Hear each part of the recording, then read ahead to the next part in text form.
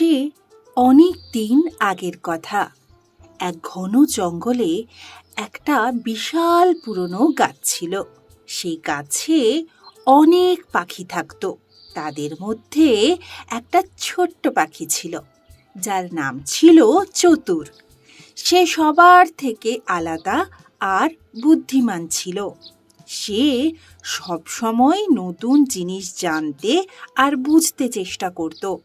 প্রতিদিন সকালে চতুর পাখি বহু দূরে উড়ে উড়ে যেত, আর যা কিছু নতুন দেখত তা ফিরে এসে গাছের বাকি পাখিদের জানাতো।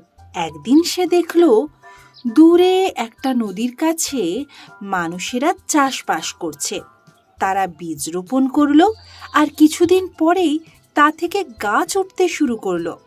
চতুর এইসব দেখলো এবং ফের গাছে ফিরে এলো। সে বাকি পাখিদের বলল, আমি আজ নতুন জিনিস দেখলাম। মানুষেরা ছোট ছোট বীজ থেকে বড় বড় গাছ করছে।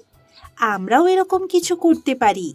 বাকি পাখিরা তার কথা শুনে হাসতে থাকলো এবং বলল, তোমার কথা বেকার। আমরা পাখি, আমাদের চাষবাস করার দরকারই নেই। কিন্তু চতুর পাখি কারোর কথাই শুনল না।